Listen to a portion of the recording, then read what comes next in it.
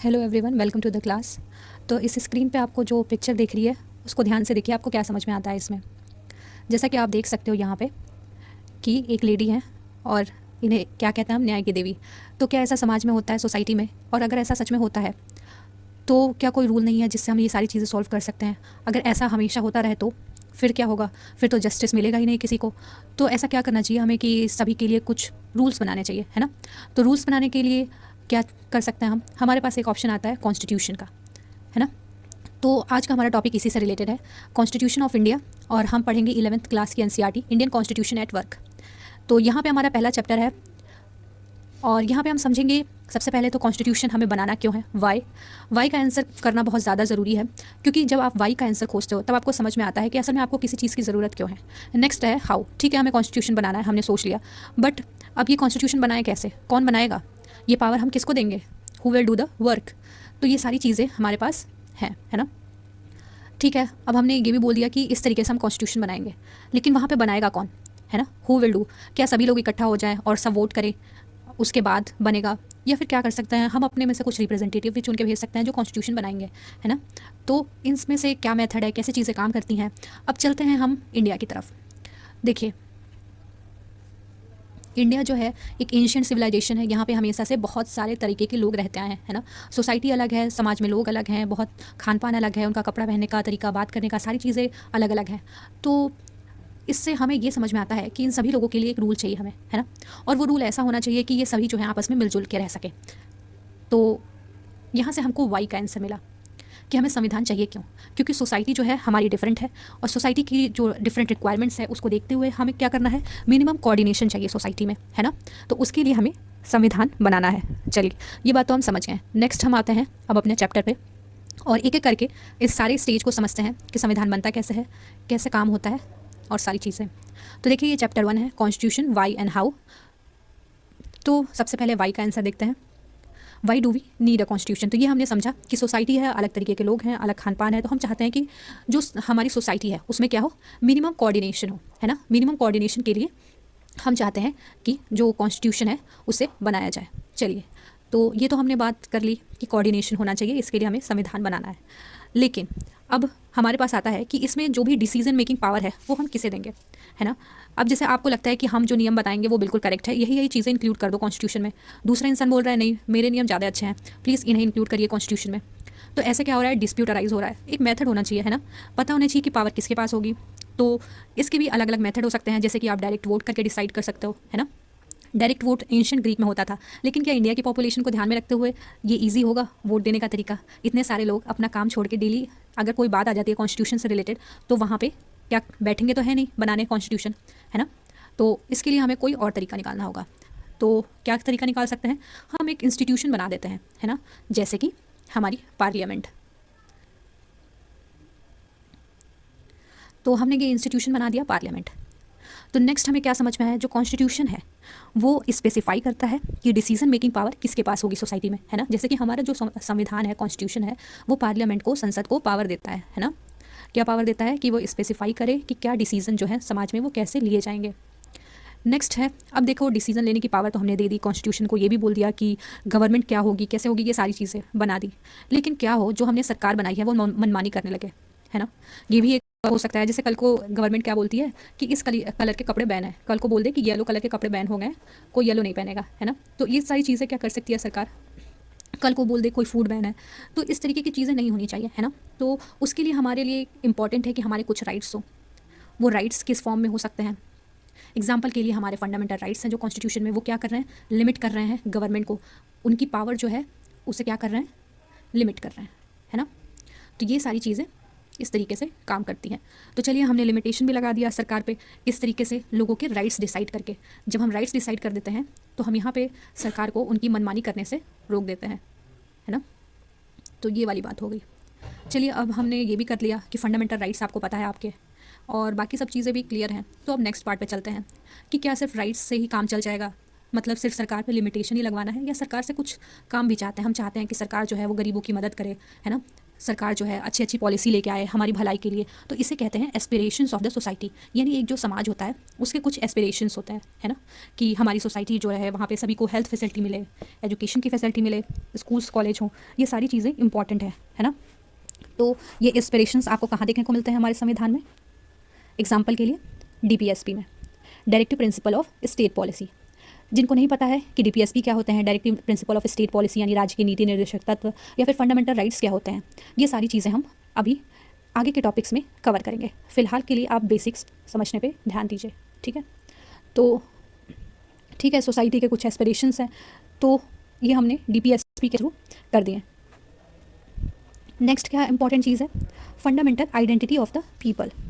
अब देखिए, जो सोसाइटी है वहाँ पे लोगों की आइडेंटिटी क्या होगी, ये भी इंपॉर्टेंट है कि आइडेंटिफाई करना कि हम किन लोगों को गवर्न करने की बात कर रहे हैं, असल में वो लोग हैं कौन जिनके लिए ये कॉन्स्टिट्यूशन बन रहा है ना। तो पॉलिटिकल आइडेंटिटी आपकी कहाँ से आती है? पॉलिटिकल आइडेंटिटी यानी राजनीतिक जो आपका पहचान है वो ये है कि आपने एक संविधान को क्या किया है, एक्सेप्ट किया है। आपने ये एक्सेप्ट किया है कि ये जो कॉन्स्टिट्यूशन है इसके जो भी नियम कानून है वो हम मानेंगे। तो इससे क्या हो रही है, पॉलिटिकली आप यूनिफाई हो रहे हैं और आपकी एक आइडेंटिटी क्रिएट हो गई, ठीक है। उसके साथ ही साथ ये कुछ वैल्यूज़ भी हैं इस कॉन्स्टिट्यूशन में जो आपने बोला है कि हम फॉलो करेंगे। तो मोरल वैल्यूज़ जो आप फॉलो कर रहे हैं उससे आपकी मोरल आइडेंटिटी बन रही है। देखिए, जो मॉडर्न कॉन्स्टिट्यूशन है जनरली वो क्या करता है, डेमोक्रेटिक गवर्नमेंट बनाने की कोशिश करता है ना। तो उस कॉन्टेक्स्ट में क्या होता है फिर कि आपके बेसिक राइट्स जो हैं वो इम्पॉर्टेंट हो जाता है। तो कई बार जो आपकी जो नेशनल आइडेंटिटी होती है, ज़रूरी नहीं है कि वहाँ पे कोई पर्टिकुलर किसी एक को प्रेफरेंस दिया जाए। नेशनल आइडेंटिटी जैसे हमारे इंडिया के कॉन्टेक्स्ट में देखा जाए तो हमने किसी एथनिक या किसी एक पर्टिकुलर रिलीजन को नहीं, बल्कि we the people of India को, यानी जो भी सिटीज़न होंगे हमारे, वो सभी को अपनी पहचान बना के रखा हुआ है ना। लेकिन अगर हम जर्मनी के कॉन्टेक्स्ट में देखें, तब जर्मन्स के साथ क्या है कि जो भी जर्मन है एथनिकली, उन्होंने उसको अपनी नेशनल आइडेंटिटी बनाया हुआ है। तो ये कंट्री टू कंट्री वेरी करता है, यानी अलग अलग देश की अपनी अलग अलग आइडेंटिटी हो सकती है। कुछ कंट्री कुछ चीज़ों को प्रेफरेंस दे सकती है और दूसरी कंट्री कुछ और चीज़ों को। चलिए, ये तो हो गया। उसके बाद हम आते हैं अथॉरिटी ऑफ द कॉन्स्टिट्यूशन पे, है ना। अथॉरिटी ऑफ द कॉन्स्टिट्यूशन का क्या मतलब है? तो व्हाट इज़ द कॉन्स्टिट्यूशन, पहले तो आपको ये समझना होगा। And how effective is a constitution, is constitution just. In 3 question को डिसाइड करने के बाद आपको ये समझ में आ जाएगा कि एक जो संविधान है उसके पास कितनी पावर है और वो कैसे काम करता है। तो कॉन्स्टिट्यूशन क्या है, हमने अभी समझा कि जो कॉन्स्टिट्यूशन है वहाँ पे कुछ बेसिक रूल्स होते हैं, है ना। बेसिक रूल्स होते हैं वहाँ पे, और वो बेसिक रूल्स जो होते हैं उन्हें सबको फॉलो करना होता है। ये चीज़ हमने समझी कॉन्स्टिट्यूशन के कॉन्टेक्स्ट में। अब नेक्स्ट अगर हम देखें तो हाउ इफेक्टिव इज़ कॉन्स्टिट्यूशन, है ना। कॉन्स्टिट्यूशन आपका कितना इफेक्टिव है ये कैसे पता चलेगा? तो देखिए, सबसे पहले तो जो आपका कॉन्स्टिट्यूशन है, जैसे कि यूके में क्या होता है, वहाँ पे सारी चीज़ें लिखी नहीं हुई हैं। तो ज़रूरी नहीं है कि सारा जो संविधान हो वो लिखा जाए। लिखा जाने का मतलब ये नहीं है कि मतलब उन्होंने लिखा ही नहीं है, कोई डॉक्यूमेंट ही नहीं है, उन्होंने लिखा है बिल्कुल। लेकिन जैसे हमारा संविधान है ना, वहाँ पे एक पर्टिकुलर बुक है आपके पास जिसमें सारी बातें लिखी हुई हैं, तो वैसे एक पर्टिकुलर बुक वहाँ पे नहीं होती है। तो यहाँ पे जो भी फंक्शंस होते हैं कॉन्स्टिट्यूशन के और बाकी चीज़ें वो कैसे डिफाइन होती है वो भी हम एक एक करके समझेंगे। तो कॉन्स्टिट्यूशन क्या है ये तो हमने समझ लिया कि डॉक्यूमेंट्स है जिसमें बेसिक रूल्स होते हैं जो सभी को फॉलो करने होते हैं, ठीक है। अब हम देखते हैं कि वो कॉन्स्टिट्यूशन कितना इफेक्टिव है। ये डिपेंड करता है। अब जैसे कि अगर किसी देश में कॉन्स्टिट्यूशन जो है वहाँ की मिलिट्री बना रही है ना, अगर मिलिट्री बना रही है तो क्या होगा, तो वहाँ पे क्या होगा कि जैसे लोगों को हो सकता है एक्सेप्ट ना करें, या फिर अगर कोई मोनार्क है ना, वो यानी कोई राजा है वो उनको संविधान बना के दे रहा है कॉन्स्टिट्यूशन, तब क्या होगा, तो भी हो सकता है कि वो एक्सेप्ट ना करे, यह सारी बातें। तो ज़्यादा से ज़्यादा इफेक्टिव हो कॉन्स्टिट्यूशन, यानी ज़्यादा से ज़्यादा सब माने, है ना, जो भी वहाँ पे रूल्स लिखे हुए हैं, जो भी बेसिक राइट्स हैं सभी एग्री करें, तो उसके लिए वो किस तरीके से बना है, यानी मोड ऑफ प्रोमलगेशन, ये इंपॉर्टेंट है। तो ये जैसे कि हमारे कॉन्स्टिट्यूशन को देखें तो हमारे कॉन्स्टिट्यूशन का एक इतिहास रहा है। ऐसा नहीं है कि जब हमारी कॉन्स्टिट्यूएंट असेंबली बनी तभी से हमारा कॉन्स्टिट्यूशन जो है वो बनना शुरू हुआ। हमारा जो इंडियन नेशनल मूवमेंट था, यानी भारतीय स्वतंत्रता संग्राम, उस पूरे इतिहास के दौर को अगर हम गौर से देखेंगे तो हम समझेंगे कि इस पूरे टाइम में लोग कई सारे वैल्यूज़ जो थे उनको प्रेफरेंस देना शुरू कर चुके थे। जैसे लोगों को ये समझ में आने लगा था कि भेदभाव करना बहुत गलत है, क्योंकि अंग्रेज भी तो हमारे साथ यही करते हैं। तो ये सारी चीज़ें लोगों को समझ में आनी स्टार्ट हो गई थी। तो इसी वजह से जो कॉन्स्टिट्यूशन किस तरीके से बना है ये जानना हमारे लिए बहुत ज़्यादा ज़रूरी है। नेक्स्ट आता है आपका कि क्या कॉन्स्टिट्यूशन जो है वो जस्ट है ना। जस्ट का मतलब है क्या वो न्यायपूर्ण है। आप सोच के देखो, कोई चीज़ न्यायपूर्ण कब होगी, जब उसमें सभी का भला हो। और सभी का भला कब होगा, जब सबको लगे कि हाँ हमें कुछ ना कुछ मिला है, सभी को लगे कि हमारे लिए भी कुछ ना कुछ रखा गया है इस संविधान में, तभी तो सभी एग्री करेंगे, वरना बाकी लोग क्यों एग्री करेंगे। तो इसीलिए एक जो जस्ट कॉन्स्टिट्यूशन है वो सभी को फ्रीडम और इक्वालिटी देता है और सभी को एक रीज़न देता है कि वो उस कॉन्स्टिट्यूशन को फॉलो करें। तो ये हो गया हमारा कॉन्स्टिट्यूशन के बेसिक अथॉरिटी कैसे डिसाइड होती है। अब आता है मोड ऑफ प्रोमल्गेशन, जो कि हमने समझा था इफेक्टिव कैसे बनाया कॉन्स्टिट्यूशन को उस कॉन्टेक्स्ट में। अब इस पॉइंट पे हम थोड़ा और एक्सप्लेनेशन देखते हैं। देखिए, the substantive provision of the constitution. तो ये तो देखिए सब्सटेंटिव प्रोविज़न जो है कॉन्स्टिट्यूशन के, है ना, वो ऐसे होने चाहिए जो कि सभी को एक रीज़न दे कि वो उस कॉन्स्टिट्यूशन को फॉलो करें, है ना। सब्सटेंटिव का क्या मतलब होता है, इसका मतलब जो उसका मूल ढांचा हो, जो उसमें मौलिक तत्व है ना, जो उसके सब्सटेंस हैं, वो ऐसे होने चाहिए कि संविधान को सभी फॉलो करने के लिए एकदम से तत्पर हो, है ना, तभी उनके लिए ये संविधान काम करेगा। ठीक है, तो अब इसके लिए क्या करना होगा, हमें एक बैलेंस्ड इंस्टीट्यूशनल डिज़ाइन बनाना होगा। यानी जो आपकी इंस्टीट्यूशंस हैं वहाँ पे पावर का डिस्ट्रीब्यूशन कैसा होना चाहिए, इस तरीके से होना चाहिए कि सभी एक दूसरे को बैलेंस करके साथ चल सकें, है ना। तो बैलेंस्ड इंस्टीट्यूशनल डिज़ाइन जो बनाना है वो कैसे आता है, वो आती है डिस्ट्रीब्यूशन ऑफ पावर से, यानी शक्तियों का बंटवारा। तो अब ये डिस्ट्रीब्यूशन ऑफ पावर जितना अच्छे से होगा उतने अच्छे से संविधान काम कर पाएगा। अब ये क्या होता है, कैसे पावर्स डिस्ट्रीब्यूट होती हैं और उनका जो भी डिस्ट्रीब्यूशन है वो कितने अच्छे से काम करता है ना। जैसे कि मान लीजिए हमारे यहाँ अलग अलग बॉडीज़ हैं, इलेक्शन कमीशन अपना काम करती है ना, जुडिशरी है, न्यायपालिका है, कार्यपालिका है, सारी अपनी अपनी जो भी उनको काम मिले हैं वो सारी चीज़ें करते हैं अपना अपना। तो ये इस तरीके से एक बैलेंस बनाना बहुत ज़रूरी है ताकि सारी चीज़ें काम कर सके। अब यहाँ पे अगर पार्लियामेंट मनमानी करने लगेगी तो हमारे पास न्यायपालिका है, आप जुडिशरी के पास जा सकते हैं। तो ये सारी चीज़ें एक दूसरे के साथ मिलके चलती हैं। तो ये हो गया एक पार्ट। नेक्स्ट पार्ट आपका जो है वो ये है कि अब हम देख लेते हैं कि हमारा जो इंडियन कॉन्स्टिट्यूशन है ना, जो इंडियन कॉन्स्टिट्यूशन है हमारा वो कैसे बना है, how the Indian constitution is made. तो सबसे पहले देखिए हमारा संविधान जो है, पहले हमने बात की थी कि बहुत एक लंबे संग्राम के बाद बना है ना। तो यहाँ पे जो कॉम्पोजिशन ऑफ कॉन्स्टिट्यूएंट असेंबली है वो कैसी थी, सबसे पहले हम इसको देखेंगे।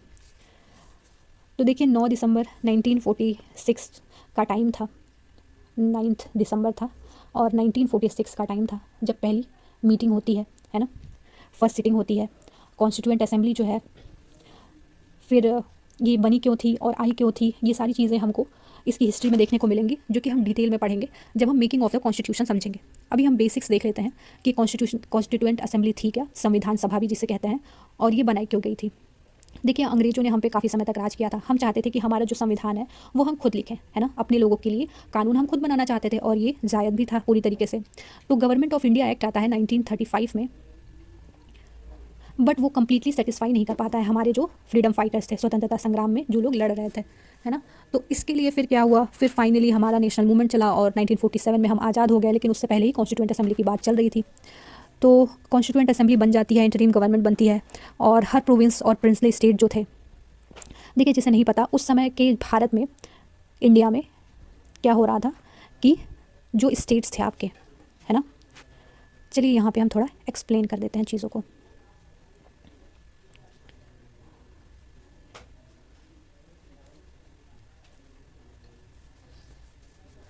देखिए ये आपका इंडिया हो गया, है ना।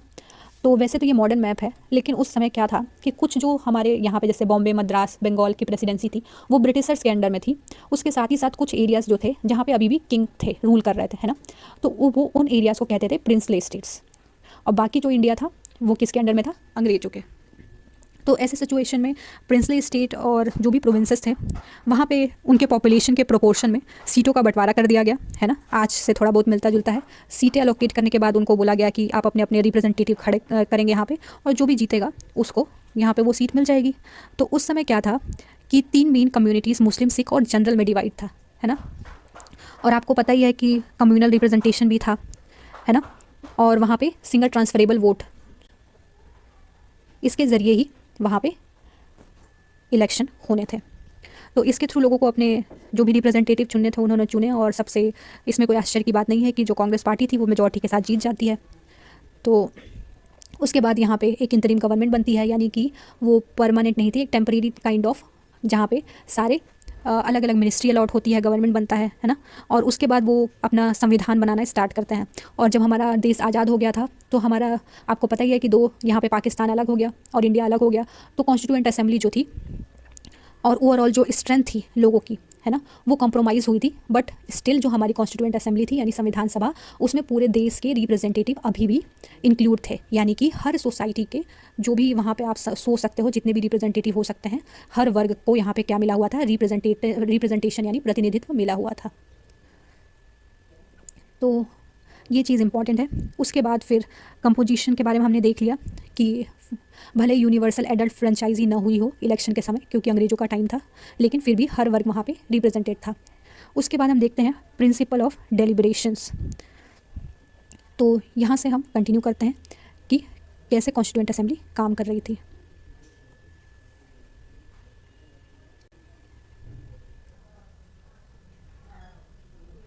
तो प्रिंसिपल ऑफ डेलिब्रेशंस का क्या मतलब होता है कि जो कॉन्स्टिट्यूएंट असेंबली थी वो किस तरीके के प्रिंसिपल को फॉलो कर रही थी और कैसे काम कर रही थी।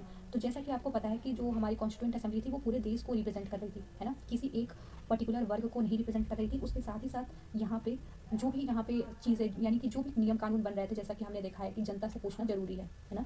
तो जो भी रूल्स रेगुलेशन या फिर जो भी यहाँ पे आर्टिकल्स जिन्हें हम अनुच्छेद कहते हैं संविधान में शामिल किए जा रहे थे, उन पे बहुत अच्छे से विचार किया जा रहा था, उस पर बहुत डिबेट हो रही थी, उसके बाद ही किसी भी चीज़ को एक्सेप्ट किया गया था।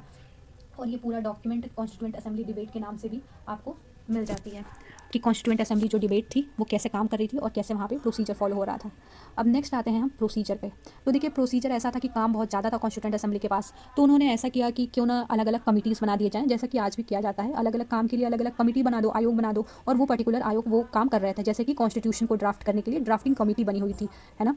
तो ड्राफ्टिंग कमेटी जो थी वो क्या कर रही थी, कॉन्स्टिट्यूशन के लिए थी। तो इसी तरीके से अलग अलग काम थे, उनको अलग अलग कमिटीज़ में डिवाइड कर दिया गया। उसके साथ ही साथ हमारे पास एक अच्छा खासा इतिहास है नेशनलिस्ट मूवमेंट का, है ना। तो हमने वो सारी चीज़ों को, जो भी नेशनलिस्ट मूवमेंट जैसे चल रहा था, जो भी वैल्यूज़ थे, उन सारी चीज़ों को अपने कॉन्स्टिट्यूशन में इनकॉर्पोरेट करने की कोशिश की, शामिल करने की कोशिश की, जो भी वैल्यूज़ थे। जैसे कि हमें पता था कि हम किस लिए लड़ रहे थे, बराबरी के लिए लड़ रहे थे अंग्रेज़ों से, है ना, हमारे राइट्स के लिए लड़ रहे थे। तो हमने राइट्स की सेफ गार्डिंग के लिए यानी राइट्स को सेफ रखने के लिए बहुत अच्छे प्रोविजंस इंक्लूड किए कॉन्स्टिट्यूशन में अपने। और उसके साथ ही साथ ऑब्जेक्टिव रेजोल्यूशन नाम से जवाहरलाल नेहरू जी ने जो प्रस्तुत किया था ऑब्जेक्टिव रेजोल्यूशन अपना, उसमें इन्हीं सब वैल्यूज़ के बारे में कुछ कुछ पॉइंट्स लिखे गए थे, जिसको आगे हमारे संविधान में एक्सेप्ट किया गया। जैसे कि लिबर्टी, इक्वालिटी, डेमोक्रेसी, ये सारे जो प्रिंसिपल थे ये हमारे संविधान में देखने को मिलते हैं, है ना। और उसके बाद हम आते हैं इंस्टीट्यूशनल अरेंजमेंट पे कि इंस्टीट्यूशंस का अरेंजमेंट कैसे था, कैसे पावर्स वगैरह थी। तो देखिए यहाँ पे हम, ऐसा नहीं था कि हमारे कॉन्स्टिट्यूशन मेकर्स ने ब्लाइंडली किसी चीज़ को फॉलो किया हो, है ना।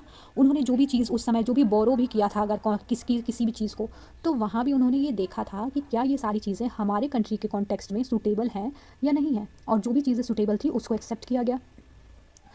उसके साथ ही साथ अब हम आगे इंस्टीट्यूशनल अरेंजमेंट्स के बाद हम देखेंगे कि कौन कौन सी चीज़ें कहाँ कहाँ से बोरो की गई थी। देखिए जो ब्रिटिश कॉन्स्टिट्यूशन है वहाँ से हमने पार्लियामेंट्री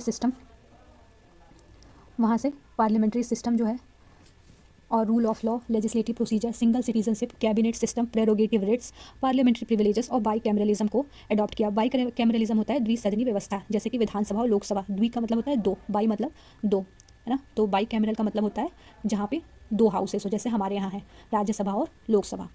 उसी तरीके से आयरिश कॉन्स्टिट्यूशन से हमने क्या लिया, डीपीएसपी यानी राज्य के नीति निर्देशक तत्व। और जो राज्यसभा में अभी मेंबर्स का नॉमिनेशन होता है ना, ये सिस्टम भी आयरिश कॉन्स्टिट्यूशन से लिया गया है। उसके साथ ही साथ जो प्रेसिडेंट का इलेक्शन का मेथड है वो भी आयरिश कॉन्स्टिट्यूशन से लिया गया है, यानी आयरलैंड के। फ्रेंच कॉन्स्टिट्यूशन से हमने क्या क्या चीज़ें ली, तो Republic and idea of liberty, equality and fraternity in the preamble. देखिए फ्रांस जो है वो लिबर्टी, इक्वालिटी और फ्रेटर्निटी के आइडिया के लिए काफ़ी फेमस है।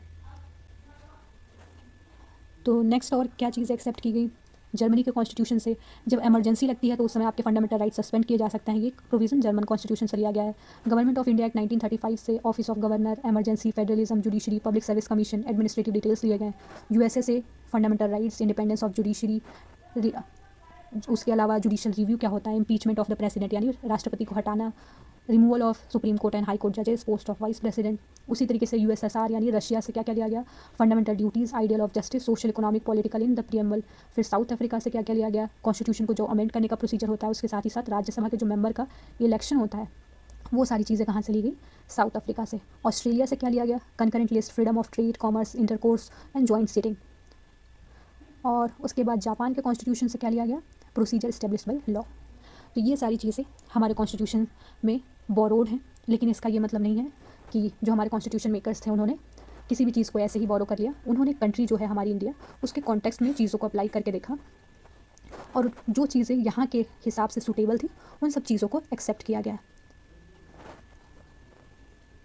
तो इस तरीके से संविधान क्यों बनता है, कौन बनाता है और किस तरीके से पावर डिस्ट्रीब्यूट होती है, इन सारी चीज़ों को हमें आंसर मिल गए। उसके साथ ही साथ अगर आपको आंसर राइटिंग से रिलेटेड या फिर 1-to-1 गाइडेंस चाहिए एग्ज़ाम प्रिपरेशन से रिलेटेड, तो आप मुझे टेलीग्राम चैनल पे मेरे फॉलो कर सकते हैं। मेरे टेलीग्राम चैनल का नाम है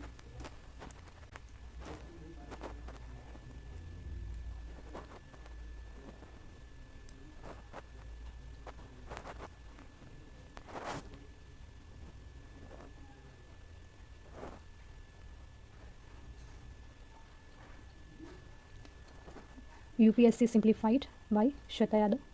तो आप यहाँ पे फॉलो कर सकते हैं मुझे। उसके साथ ही साथ लिंक आपको डिस्क्रिप्शन में मिल जाएगी और इसी तरीके की बाकी चीज़ें भी हम कंप्लीट करेंगे एक एक करके सारे टॉपिक्स।